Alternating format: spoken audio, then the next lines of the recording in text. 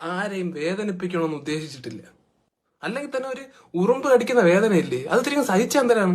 നഷ്ടപ്പെടുന്നതാണെങ്കിൽ വെറും ഒരു തുള്ളി ചോര, ഒരു തുള്ളിയൊന്നും ഇല്ല, അരത്തുള്ളിയൊക്കെയാണ് നഷ്ടപ്പെടുന്നത്. ഈ അരത്തുള്ളി ചോര വെച്ച് നിങ്ങൾ എന്തിനു കാണിക്കാനാണ്? നമുക്ക് കപ്പയും മീൻകറി ഒന്നും തിന്നാൻ പറ്റൂല, പൊറോട്ടയും ബീഫും ഒന്നും തിന്നാൻ നമുക്ക് ദഹിക്കൂല. നമുക്ക് ആകെ ദഹിക്കുന്നത് ചോരയാണ്. അതുകൊണ്ടാണ് അത് കുടിക്കേണ്ടി വരുന്നത്, മനസ്സിലാക്കണം. വേറെ ഏതൊരു ജീവിയും കൊല്ലുന്നതിന് മുമ്പ് നിങ്ങൾ ഒന്ന് ആലോചിക്കും, കൊല്ലണോ, ഒരു ജീവനല്ലേ എന്നൊക്കെ ആലോചിക്കും. നമ്മളെ കാര്യത്തിൽ മാത്രം അതൊന്നുമില്ല.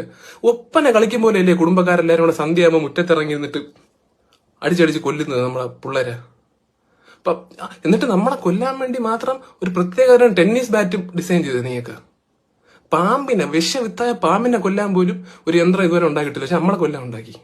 പിന്നെ പാമ്പ് വീട്ടിൽ കയറിയാലും അതിഥി എന്നും പറഞ്ഞ് അതിനെ ഒന്നും മനസ്സ് വിഷമിപ്പിക്കാതെ എവിടെയും കൊണ്ട് തുറന്നു വിടും. നമ്മളെ കാര്യത്തിൽ എന്തുകൊണ്ട് അങ്ങനെ ചെയ്തുകൂടാ? നമ്മളെ കാണുമ്പോൾ നിനക്ക് പിടിച്ചിട്ട് ഒരു ഡപ്പിയിടാത്ത അടച്ചിട്ട് വല്ല പോത്തിനെ വളർത്തുന്നിടത്ത് അങ്ങനെ ഉണ്ടാക്കിയാൽ നമ്മൾ അതിന്റെ ചോരയും കുടിച്ച് അവിടെ കിടക്കൂലേ? നമ്മളെ ഇഷ്ടമല്ലേ അല്ലേ? നമ്മളെ മൂളിപ്പാട്ട് പാടുന്ന ഒന്നും ഇഷ്ടമല്ല.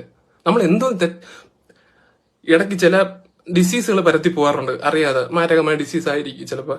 അതിപ്പോ മനുഷ്യന്മാര് പരത്തുന്നില്ലേ? കോവിഡ് പോലത്തെ അസുഖങ്ങൾ മനുഷ്യന്മാരല്ലേ പരത്തിയത്? എന്നിട്ട് അവരെ നിങ്ങൾ ടെന്നീസ് ബാറ്റിനെ അടിച്ച് കൊന്ന? ഇല്ലല്ലോ. കണ്ണിൽ ചോര വേണം, നീ കുടിക്കാനല്ല, അല്ല